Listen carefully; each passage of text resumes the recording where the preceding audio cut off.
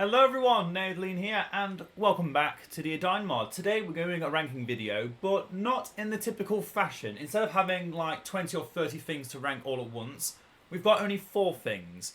All of the different versions of the Favour of the Witch King, and all the different various benefits you gain from choosing a certain side. So, the plan for this one is going to be, I'm going to talk about each one individually.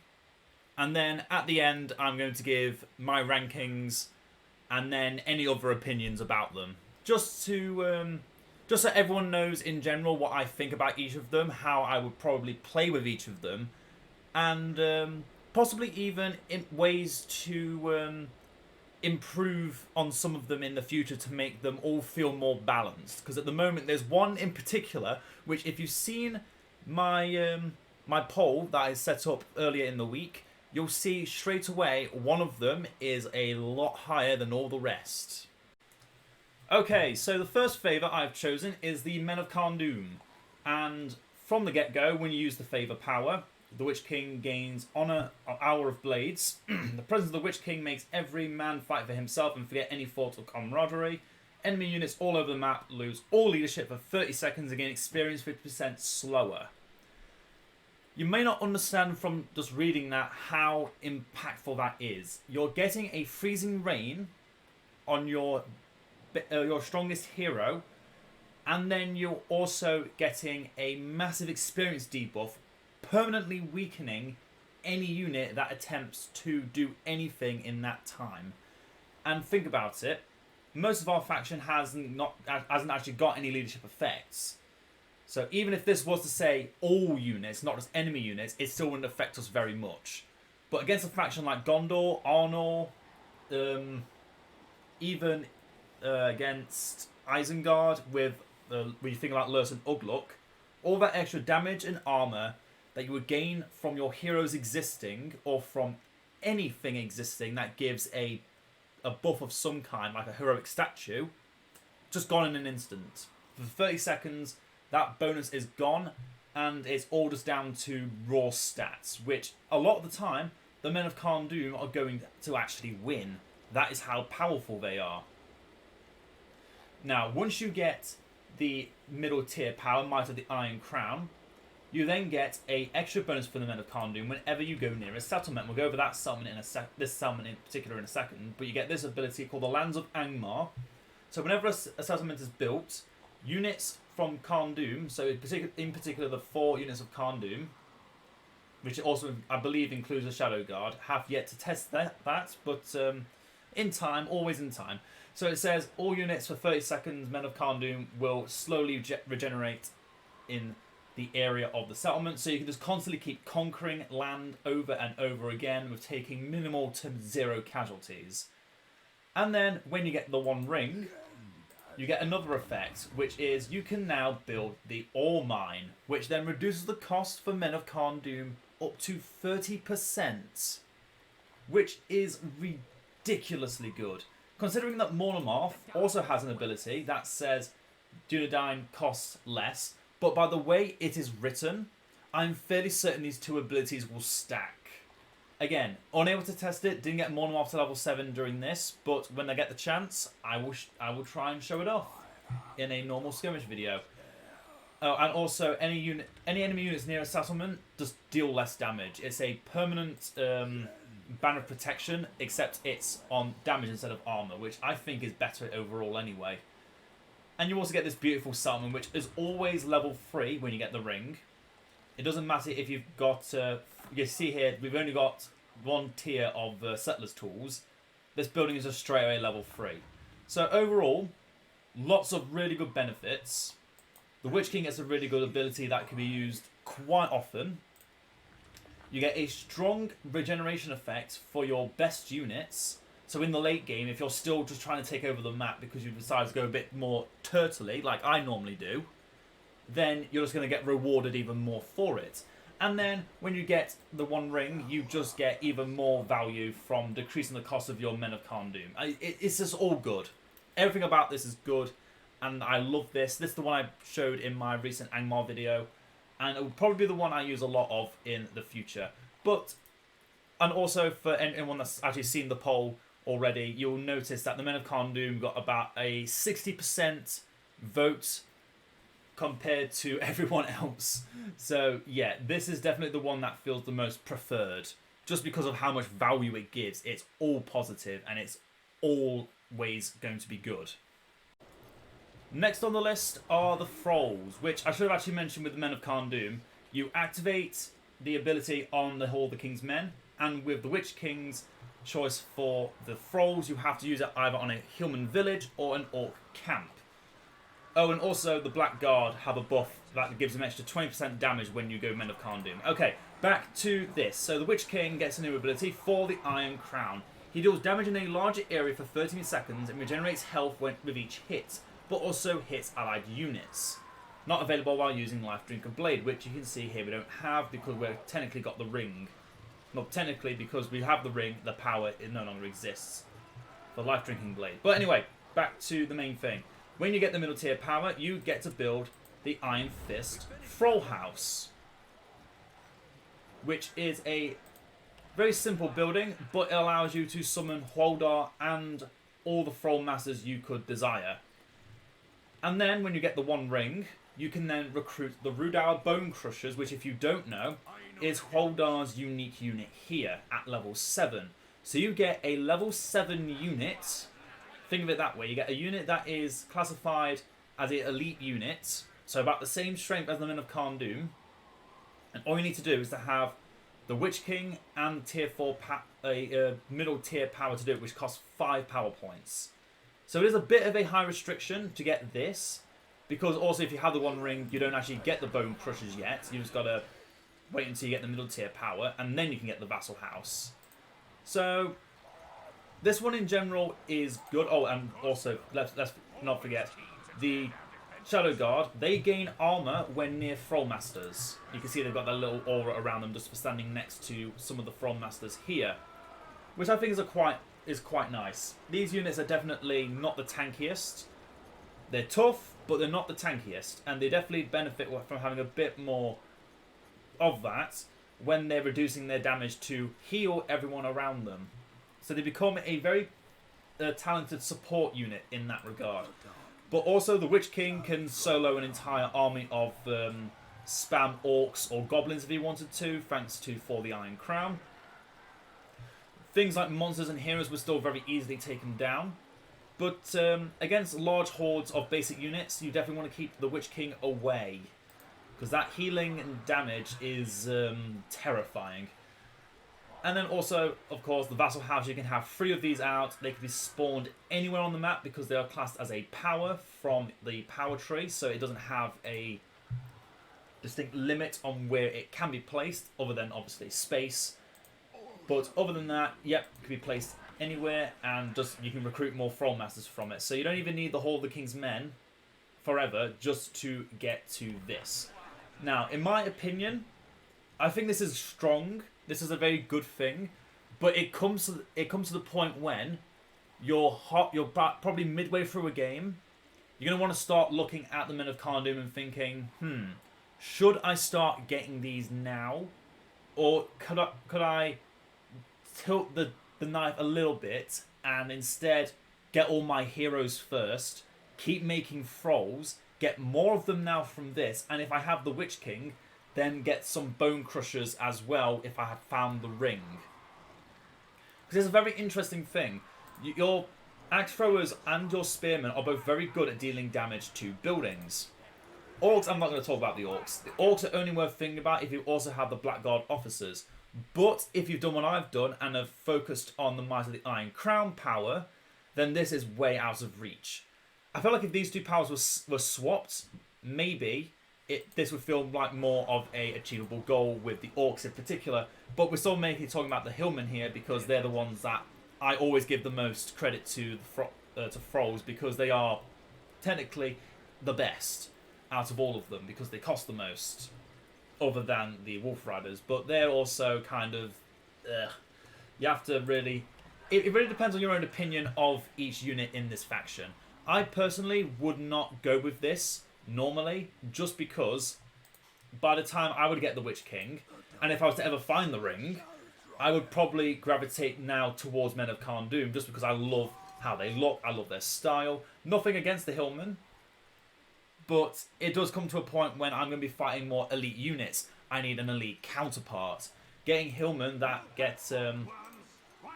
they don't do much else thanks to what I've gone with, you've got to think, okay, maybe switching it up is better than sticking with the fold. It is entirely up to personal opinion, but that is my personal opinion on it. Hillmen are good, but do you want to expend having an amazing leadership debuff ability and regeneration on your troops while taking over the land, just so you can have more cheap thralls? It works like that. Do you want to be a horde faction, or do you want to be an elite faction? That's what it comes down to. Next up on the list, we have Sorcerers. I chose the Temple. You have to click on the Temple of Twilight to activate it, and then you also get from the Shadow Guard. Let's find them. Where did I put them? Here they are. They gain Favour of the Witch King. They gain armor against magic and elemental damage, and return as whites after their deaths. Nice. That actually makes them more viable than I thought they would. Okay. Anyway, the Witch King also gains Harbinger of Winter. The Witch King is surrounded by a snowstorm that slows enemies and renders arrows useless. Enemies in the vicinity are slowed by 30%, and allies gain quadruple armor against arrows.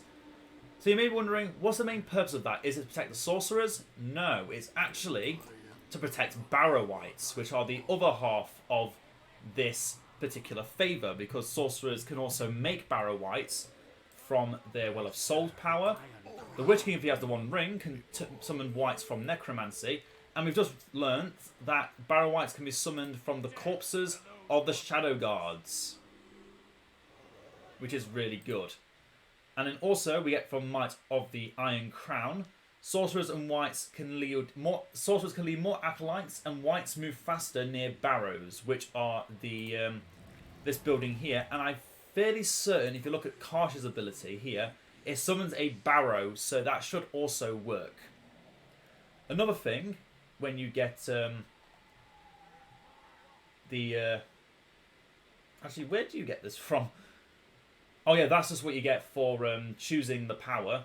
You get Monuments of Might. Newly recruited swords are accompanied by 4 additional acolytes. Obelisks are connected as an exit to tunnel systems for Wights.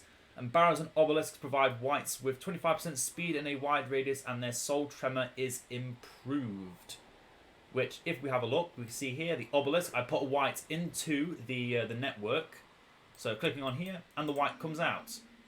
And yeah, the soul tremor ability is if you have a crypt, you gain. Pardon me. You get to drain more life force for the damage you deal, which is always really good.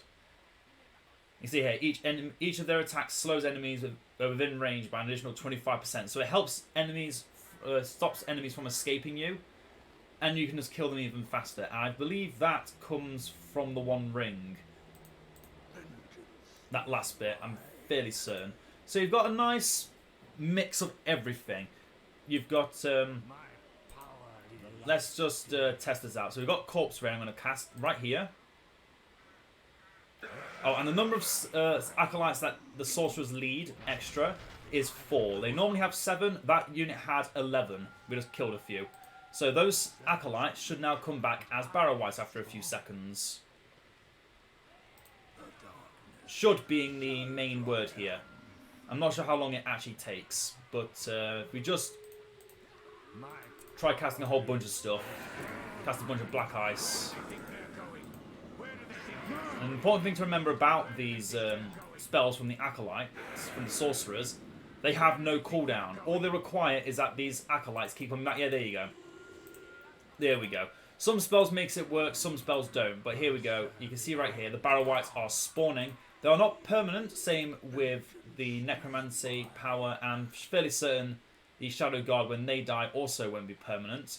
But for the amount of time that they exist, you can then just pop down Harbinger of Winter, slow down the enemies even more so they can't escape, and then you've just got quadruple armor against arrows, which is particularly good against Gondor and Arnor because of their ranges. Lothlorien because of their Silverthorn arrows, which, remember, is also magic damage. So if we get those Shadow Guard up again, They gain double armor against magic and elemental damage. So those Silverthorn arrows are going to go from being the most powerful arrows in the world to being the most pathetic use of damage and money to try and damage these Shadow Guards. And if they get into melee with archers, those archers are dead. Galathrim are an exception, though. They'd probably survive one hit before regretting staying on their bows. But yeah, and with how quickly that comes back as well, it just means you can almost permanently prevent any damage from being dealt to your most important units. Problem is, though, against monsters, Barrow-wights will get knocked down. So against factions like Mordor, Misty Mountains, Lothlorien if they have Ents, Misty Mountains because of Mountain Giants and all their other nonsense, you're not going to do very well against them. And also you need to consider Sorcerers are still not protected against melee damage. So cavalry charging into them will kill all their acolytes. And if your acolytes aren't sacrificed, they don't turn into Barrow-wights upon death if you have the One Ring. They have to die from casting a spell, otherwise they just die. And then also, yeah, there's cavalry charging into them, clears out all the acolytes, prevents them from doing anything because all their things are gone. You'd have to do an unoptimal soul freeze, which would not help your situation in the slightest. It would just delay the inevitable. Might help a bit if they actually summoned Barrow-wights from the acolytes that were just killed. Let's test it out. I mean, doing a soul freeze on these guys isn't actually that bad, the disease carriers, because they actually just keep existing with poison. And yeah, okay, you do get the Barrow-wights for casting soul freeze. So the best way to do that would be you'd have to notice the cavalry straight away, cast soul freeze, and then just pray that it's enough that the Barrow-wights summoned can kill any cavalry in the way. On top of everything else. But this is a very support-heavy and micromanage-heavy ability. It is not going to be easy to use. A lot of players are going to gravitate away from this because of its difficulty. But players that want to play a different way than just having Thrall Masters and Men of Cardoon, they can. But still, be aware, there are some factions that are just going to be able to counter this like they have always been able to. It's just that some factions will have more of a problem dealing with it if you play your cards right. You'll still want something to protect your Barrow-wights, like just some simple Thralls. Make a few Thrall Masters, have them as Gundabad Orcs if you really want to keep it cheap and cheerful. Then have your Sorcerers in the back, throwing down Wells of Souls, Corpse Rains, and have your Barrow-wights moving in, just getting rid of anything. You'd want a very linear map for this kind of strategy. A linear map where your opponent is forced to try and adapt or they will lose. But on a larger, well, I say larger, any map that is wider than it is long, you need to think about a more over-encompassing strategy. You can still throw Sorcerers in, that's the whole point of this, you're using your Sorcerers now. But just be aware that, okay, I don't know why this unit isn't regenerating. Oh, there we go. I think I fixed it. Moving it fixed it, okay. But yeah, also, any Sorcerers you have before choosing Favour of the Witch King, they don't get bonus acolytes. They remain at 7, and the new Sorcerers will only get 11 acolytes. So do remember that as well. You'll probably want to only be making Sorcerers at the time you get the Witch King. And other than that, I'd say this is a decent ability to go for, but it should not be the one that you try first, especially if you're playing as a faction that has a lot of very powerful ways to counter the Sorcerers and Barrow-wights. And last, we have monsters, which you use by clicking on a kennel. The Dark Knights will gain, the Shadow Guard will gain Favour of the Witch King. They now do area damage and knock back enemies, which is probably the best out of all of them, considering how this buff is probably the most subject to being called the weakest. Because you get No Man Can Kill Me, which sets an enemy hero's ability timers to just used. And then if you can use it, you gain armor and speed with the Witch King. Which, okay, that's a decent buff. But to do it, you need to actually have a hero to target. And I'm not sure about everyone, but a lot of the AI factions in the game, after they've made their heroes once, they never make them again. Doesn't happen all the time, but it does happen about half of the time. The AI just decides to just stop making heroes. So this ability, instead of having a AoE leadership removal, instead of having a giant AoE healing ability, or even just a ability that weakens enemies and keeps your units alive, you get an ability that could possibly be useless, which is unfortunate.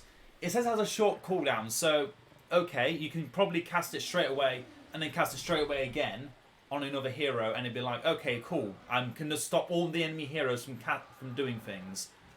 Which in a PvP situation is probably better than PvE, because PvE heroes don't use their abilities a lot. I think the biggest case where the heroes do use their abilities is Gondor and Rohan. Just because they have a lot of them, and a lot of their abilities are active. Secondly, when you get Might of the Iron Crown, monsters, which are wolves and werewolves, and we're not including these beautiful things here, they gain extra armor when nearby allied settlements and regenerate. And sorry, no, not regenerate. The wolves regenerate near the kennels or near wolf lairs, which are the settlement buildings. So if we just send this unit that is slightly a bit battered over here to this wolf lair, it should slowly heal itself if we let it sit still. It should count as having a some way of regenerating. Yep, there you go. And this is also the building which you can recruit direwolves from, which are a very cheap unit, very good. And another thing about this unit is they can get the ability Rabies from the get-go. It's a permanent switch. You either want the damage, a reduction of armor, or do you want to just keep your stats even? A lot of the times I do actually choose the Rabies. But the true thing about all of this is if you also go for the heavy spiked collars, which gives them bonus in damage and in speed, which if you can see here is a total of 50% extra damage and 25% speed. So you could go 100% bonus to your damage at a cost of 35% armor. But then you gain, whenever near a settlement, you gain an extra 50% armor. So you can either say have 50% damage and armor, or 100% damage and 15% armor, which is actually a really good benefit. Unfortunately, as you could probably see I was leading up to this, it's only on these direwolves and werewolves that gets that extra armor boost for being near a settlement. So basically, you're using this unit as a way of protecting your settlements from, say, a rogue unit that's going to attack them. Some siege units have showed up, you just want to throw them in and get rid of them. Or in certain maps you can have a choke point, you have this wolf lair, you can have some wolves keep coming out of it just to protect it, and then at the same time keeping this area blocked off from the enemy, which is a good thing. They're quick to summon, quick to upgrade, and the upgrade gets cheaper the more of these mills you buy, up to a total of 30% off. Same with the werewolf cost. And werewolves heal twice as much from their ravage, which basically means it's a full heal. They get full heal, damage, and movement speed increase, which I think actually changes the whole thing, because that's not normally called ravage, it's called bite or devour. It's changed to ravage. And lastly, when you get the One Ring, you can recruit from your wolf dens the Snow Troll, which is, of course, a throwback all the way to Rise of the Witch King. Vanilla, you've got the Snow Troll unit, except now they're all single entities. So keep them away from pikemen or they will die. At level 1, they're not that much, they shouldn't be something to be scoffed at. They're basically trolls of Mordor, but they have the hammer straight away. So that means wider AoE damage. But then also, at level 2, you then get the body armor, which increases resistance to all damage. And read how it says all damage. That does mean literally every type of damage in the game is reduced if you reach level 2. Which is, again, really bloody good. and they are only 60 command points and cost 600 each. I am not 100% sure if that's because of the mills. I'm actually going to demolish a few just to check, because it only says wolves and the spiked collars and the werewolves, and yeah, that is a complete cost reduction.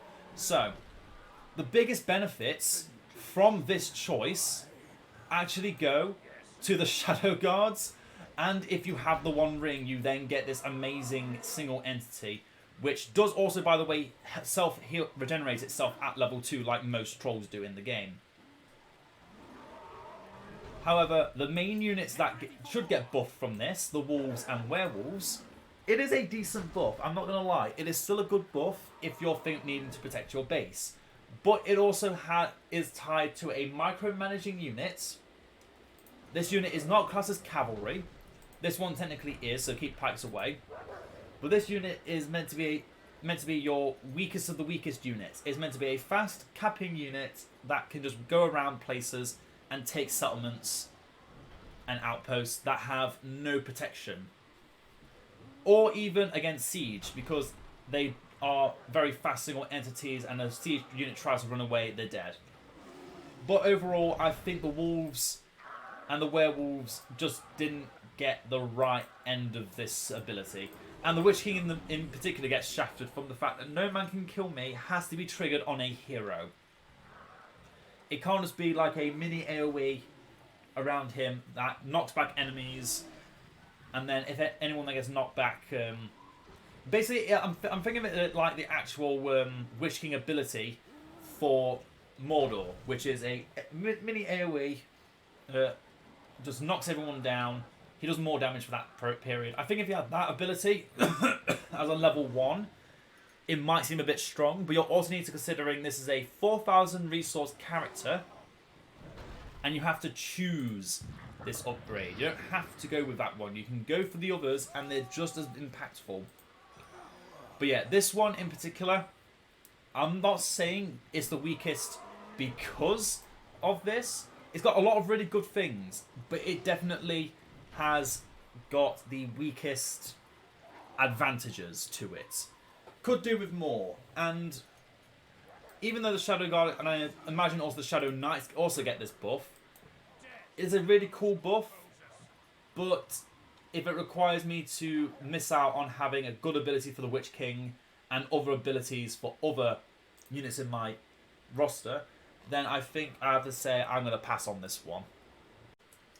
So now I've said all my piece for every single favour of the Witch King option, and I'm now going to be ranking them from best to worst, because I feel like changing it up a bit. So firstly, the Men of Condor get number 1, no question. They are just the strongest, the best choice. The Witch King has a good ability. The Shadow Guard just get a extra bonus to their damage, which is always as a nice little add-on to everything else. You get a new building, which gives you cost reduction on your best units, and your best units regenerate when you're taking land. It works the best for me. It works with my playstyle. I like it the most, so that is why it is going at number 1. At number 2, I'm going with the Sorcerers and the Barrow-wights, mostly because if you have the time and patience to master this particular style of gameplay, you can just run Men of Condor or Thrallmasters with it and actually get even more value from your base game. It gives you the same experience as before the patch, except now you've got more working with you, which incentivizes this particular build, which is what I like about it. It makes Angmar's less notable units have a chance, and that is what I want to see more of with more factions in the future. Then I have to give it to the Thrallmasters.